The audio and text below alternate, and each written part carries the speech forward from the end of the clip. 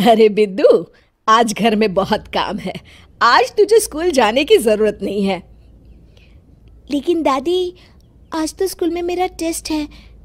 अरे एक दिन स्कूल नहीं जाएगी तो ऐसी कौन सी तेरी कलेक्टर की पढ़ाई छूट जाएगी। वैसे भी मैं देख रही हूँ आजकल तो बड़ी ढीठ हो गई है। अपनी दादी की बातें सुनकर बिंदु नाराज हो जाती है। तभी उसकी माँ कहती है, अरे बिंदु, इतनी छोटी बात पे मुंह फुलाने की क्या जरूरत है। दादी बिल्कुल सही कह रही हैं। लड़कियों को तो घर के काम काज सीखना चाहिए। अरे बहू, रमेश के लाड़ प्यार ने इसे बिगाड़ रखा है। कम से कम तू तो मेरी बात समझती है। अच्छा, मेरी पूजा का समय हो गया है, मैं पूजा करने जा रही हूँ। इतना कहकर रमेश की माँ वहां से चली जाती है। इस तरह बिंदु की दादी और माँ दोनों अक्सर उसे घर के कामों में ही उलझा कर रखते थे। कुछ दिनों के बाद राजू और बिंदु के 10वीं के रिजल्ट्स आते हैं। दोनों बच्चे दादी को अपना अपना रिपोर्ट कार्ड दिखाते हैं। शाबाश मेरे लाल, तू तो बड़े अच्छे नंबरों से पास हुआ है। तभी बिंदु कहती है, दादी मैं भी अच्छे नंबरों से पास हुई हूँ। रमेश की माँ बिंदु को अनदेखा करते हुए कहती है, हाँ हाँ ठीक है, अभी यहाँ खड़ी क्या कर रही है, सुन लिया मैंने। जाकर मेरे लिए चाय बना कर लिया।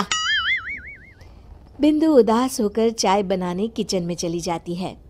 तभी राजू कहता है, दादी मैं क्रिकेट के कोचिंग सेंटर में एडमिशन लेना चाहता हूँ। अरे वाह राजू बेटा, ये तो तूने बड़ी अच्छी बात कही। तू कल ही अपना एडमिशन करा ले, जितनी भी फीस होगी मैं दे दूंगी। अरे एक दिन मेरा पोता विराट कोहली बनेगा। इस तरह अक्सर रमेश की माँ अपनी पोती बिंदु के साथ दुर्व्यवहार करती थी। कुछ दिनों के बाद रमेश की माँ और उसकी पत्नी दोनों सास बहू मिलकर राजू का एडमिशन अच्छे स्कूल में करवा देते हैं, लेकिन बिंदु का एडमिशन नहीं करवाते।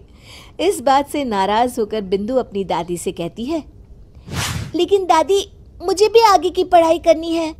अरे क्या करेगी आगे की पढ़ाई लिखाई करके हैं? आज से ये पढ़ाई का भूत अपने दिमाग से उतार दे।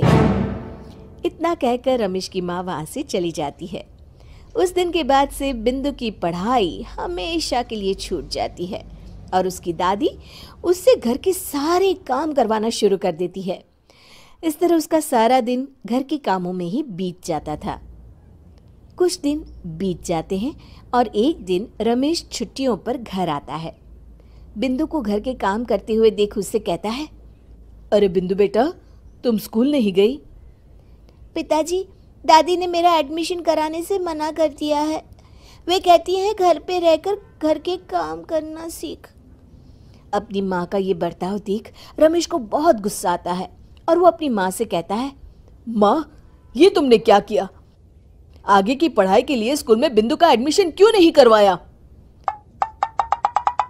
अरे बेटा, लड़की जात है, ज्यादा पढ़ लिख कर क्या करेगी?